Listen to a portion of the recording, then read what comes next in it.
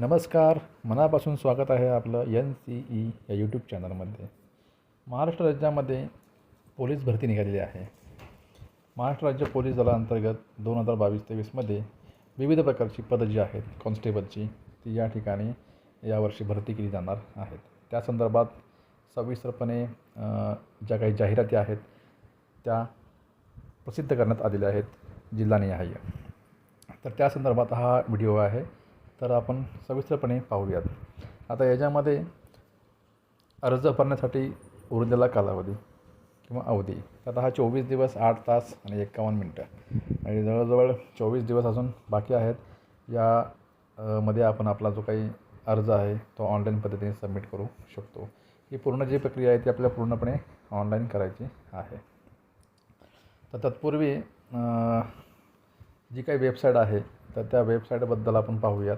आता जेव्हा आपण हा ऑनलाईन फॉर्म भरणार आहे त्यावेळेला आपल्याला गुगल सर्च बॉक्समध्ये पोलीस रिक्रुटमेंट 2024.MHIT.ORG/forms/home.ASPX ही लिंक आपण टाकली की अशा पद्धतीने आपल्याला या ठिकाणी ऑनलाईन अर्ज करण्याचं जे पेज आहे ते या ठिकाणी ओपन होईल.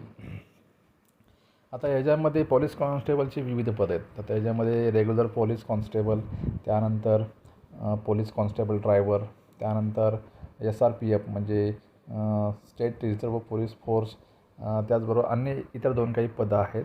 तर ते आपण सविस्तरपणे पाहूयात यामध्ये.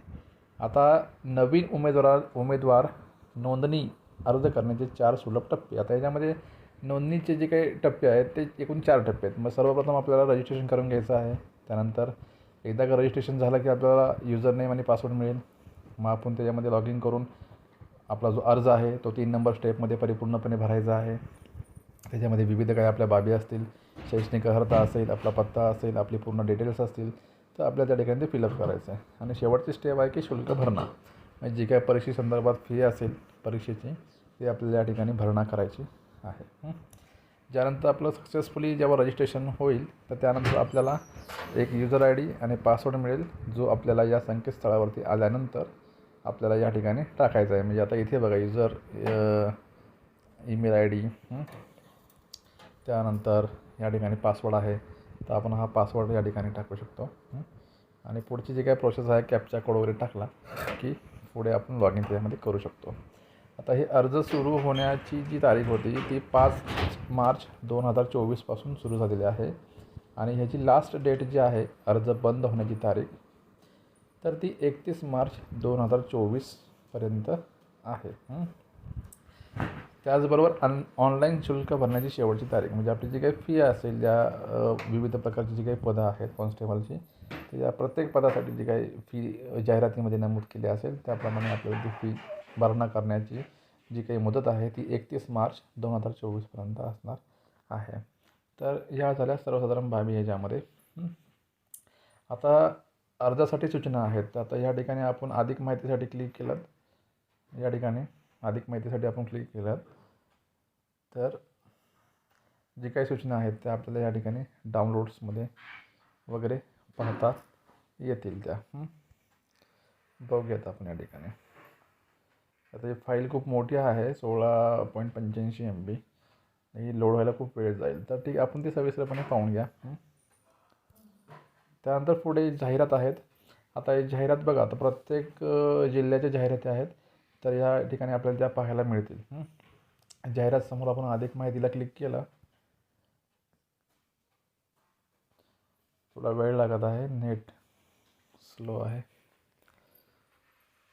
जाहिरातला आपण जेव्हा त्या ठिकाणी क्लिक करू तर त्या ठिकाणी आपल्याला सविस्तरपणे प्रत्येक जिल्हानिहाय आणि जी काही पदं आहेत तर त्या पदासंदर्भात आपल्याला सविस्तरपणे त्या जाहिराती आहेत त्या पाहता येणार आहेत. आणि त्याचबरोबर इतर काही महत्त्वाच्या सूचना आहेत या ठिकाणी आपल्याला त्यांनी त्या या ठिकाणी सांगितलेलं आहे. तर ते आपण आपल्या PDF फाईल घेऊन ते आपण नंतर पाहू शकतो. तर त्यानंतर पुढे आल्यानंतर बघा की नवीन नोंदणी करा. म्हणजे आता तुम्हाला रजिस्ट्रेशन करायचं असेल तर या ठिकाणी तुम्ही क्लिक केलं तर तुम्हाला आपलं जे काही रजिस्ट्रेशन आहे ते या ठिकाणावरून करता येईल. आपण रजिस्ट्रेशन केलं असेल आणि आपण आपला पासवर्ड विसरला असेल तर या ठिकाणी बघा सविस्तरपणे माहिती दिलेली आहे. जिथे आपण क्लिक केल्यानंतर आपण त्या लिंकपर्यंत व्यवस्थित पोहोचू शकतो. त्याचबरोबर युजर नेम विसरला असेल, पासवर्ड आपल्याला बदली करायचा असेल, तर या विविध प्रकारच्या लिंक्स आहेत या ठिकाणी आपल्याला उपलब्ध करून दिलेल्या आहेत. आता नवीन अर्ज नोंदणी करायची असल्यास या ठिकाणी आपण समजा हे केलं तर नवीन नोंदणी करायची असेल तर या ठिकाणी बघा की या ठिकाणी आपल्याला पहिल्या रकान्यामध्ये युजर नेम आहे विचारलेला, तर या ठिकाणी आपल्याला आपला ईमेल आय डी टाकून घ्यायचा आहे. आता ही पूर्ण स्टेप आहे त्या सर्व नवीन रजिस्ट्रेशनसाठी, म्हणजे कॅन्डिडेट रजिस्ट्रेशन म्हणजे उमेदवाराची जी काही नोंदणी आहे त्या नोंदणी करण्यासाठी आवश्यक बाबी कोणत्या आहेत त्यासाठी आपल्याला या रकान्यामध्ये भरून घ्यायचे आहेत. तर सर्वप्रथम ईमेल आय डी आपल्याला टाकून घ्यायचा आहे. त्यानंतर आपल्याला पासवर्ड एक आपला तयार करायचा आहे व्यवस्थित आणि तोच पासवर्ड पुन्हा पुढच्या रकान्यामध्ये टाकायचा आहे. आता पासवर्डची खातरजमा करून घ्यायची, म्हणजे जो तुम्ही पासवर्ड निवडलेला आहे तोच पासवर्ड तुम्हाला पुन्हा रिपीट पासवर्डची खातरजमा या बॉक्समध्ये टाकायचा आहे. त्यानंतर भ्रमणध्वनी आपला जो काही मोबाईल नंबर असेल तो टाकावा. या ठिकाणी रजिस्ट्रेशन करतेवेळी जो नंबर आपण वापरत आहोत तोच टाकावा, जेणेकरून त्याच्यावरती सर्व प्रकारचे OTP किंवा महत्त्वाचे जे काही नोटिफिकेशन्स असतात मेसेजद्वारे येणारे, टेक्स्ट मेसेजद्वारे, ते आपल्याला त्या नंबरवरती येत असतात. त्याच्यामुळे हा नंबर जो आहे तो आपण काळजीपूर्वक त्या ठिकाणी टाकणं आवश्यक आहे. पुढे पूर्ण नाव विचारले आपल्याला इंग्रजीमध्ये, तर हे आपल्याला पूर्ण नाव या ठिकाणी आपल्याला टाकून घ्यायचं आहे. मग जे काय असेल आपलं तर स्वतःचं पहिलं नाव टाकायचं आहे. त्यानंतर वडिलांचं नाव आलं पाहिजे किंवा पतीचं नाव आलं पाहिजे आणि शेवटला आडनाव आलं पाहिजे. इथे फॉर्म भरत असताना किंवा रजिस्ट्रेशन करत असताना कोणीही चूक करू नका. ज्या पद्धतीनं माहिती विचारलेली आहे त्या पद्धतीनेच ती माहिती आपली भरली गेली पाहिजे. घाई करण्याचं कारण नाही आहे, अजून खूप वेळ बाकी आहे. तर या ठिकाणी इंग्रजीमध्ये पूर्ण नाव आपण टाकून घ्यायचं, स्वतःचं नाव, वडिलांचं नाव किंवा पतीचं नाव आणि शेवटला आडनाव. त्यानंतर पूर्ण नाव देवनागरी लिपीमध्ये, आता जसं आपण वरती टाकलं ज्या पद्धतीनं त्याच पद्धतीनं आपल्या खालच्या बॉक्समध्ये ते टाकून घ्यायचं आहे. त्यानंतर या ठिकाणी आपल्याला विचारलं आहे लिंग, तर याच्यामध्ये ड्रॉपडाऊन मेनू ओपन केला तर मेल, फिमेल आणि ट्रान्सजेंडर असे 3 ऑप्शन आपल्याला इथे भेटतील. योग्य आपलं जे काय ऑप्शन असेल याच्यामधलं ते आपल्याला निवडायचं आहे. त्यानंतर पुढे विचारलं आहे आपल्याला आधार क्रमांक, जो काही आपला आधार नंबर असेल तो व्यवस्थितरित्या आपल्याला या ठिकाणी फिलअप करायचा आहे. त्यानंतर खाली बघा एक त्यांनी दिलेलं आहे की आय हॅव रीड इंस्ट्रक्शन्स, मी सूचना वाचली. मी सर्व सूचना ज्या काय आहेत त्या वाचल्या, म्हणजे आता त्यांनी सविस्तरपणे सूचना ज्या आहेत त्या आपल्याला दिलेल्या आहेत. तर ती आपण जाऊन PDF स्वरूपातील फाईल आहे ती व्यवस्थितरित्या वाचन करावे. त्यानंतर पुढे जो काय कॅप्चा कोड आहे तो कॅप्चा कोड या ठिकाणी आपल्याला इन्सर्ट करायचा आहे आणि इन्सर्ट केल्यानंतर आपल्याला 2 खाली टॅब आहेत, एक रजिस्टर आणि एक रिसेट. आता रजिस्टरमध्ये आपण क्लिक केल्यानंतर आपली जी काही नोंदणी आहे ती नोंदणी होऊन जाईल आणि वरती रजिस्ट्रेशन करत असताना आपलं समजा काही हा जो काही फॉर्म आहे रजिस्ट्रेशनचा हा भरताना काही चूक झाली असेल तर आपण या ठिकाणी रिसेट नावाचं टॅब आहे ते आपण हे केल्यानंतर पूर्ण डाटा निघून जाईल आणि पुन्हा नव्याने आपण ते रजिस्ट्रेशन त्या ठिकाणी करू शकतो. पण शक्यतो माहिती भरताना व्यवस्थित लक्ष देऊन भरा, जेणेकरून पुन्हा ते करण्याची वेळ येणार नाही. तर ही झाली संपूर्ण रजिस्ट्रेशन प्रोसेस खूप सोपी आहे. कोणीही त्याबाबत चिंता करण्याची आवश्यकता नाही आहे.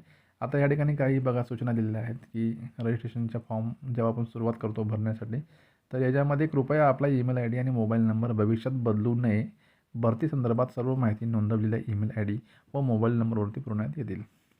म्हणजे आपण रजिस्ट्रेशन करतेवेळी, नोंदणी करतेवेळी जो आपला मोबाईल नंबर आणि ईमेल ID देऊ तो भविष्यात बदलू नका, कारण मग ते जर तुम्ही बदली केलं तर तुम्हाला जे काही महत्त्वाच्या सूचना असतील, नोटिफिकेशन्स असतील, कॉल लेटर संदर्भात असतील किंवा इतर काही निवड यादी संदर्भात असतील, तुमच्या सिलेक्शन संदर्भात असतील तर त्या तुम्हाला मिळणार नाहीत.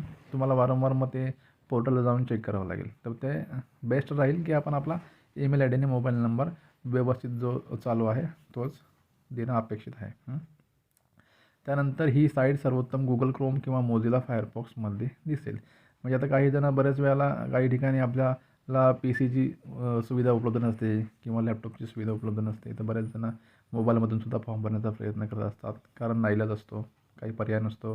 तर अशा वेळेला ही साईट जी आहे तर ती फक्त क्रोम आणि मोझिला फायरफॉक्स या ब्राउझरमध्ये उत्तमरित्या दिसू शकते. आता बऱ्याच जणांचे मोबाईलला जे अँड्रॉइड आहेत त्याच्यामध्ये क्रोम आहेत, तर त्याच्यामध्येच आपण हे फॉर्म जो आहे तो त्या माध्यमातून भरू शकतो. पण मी शक्यतो सांगेल की PC किंवा लॅपटॉप असेल शेजारी कोणाचा, तर त्यावरून भरणं उत्तम राहील. कारण कसं व्यवस्थितरित्या आपल्याला त्या सूचना ज्या काय असतील त्या वाचता येतात, व्यवस्थित माहिती फिलअप करता येते.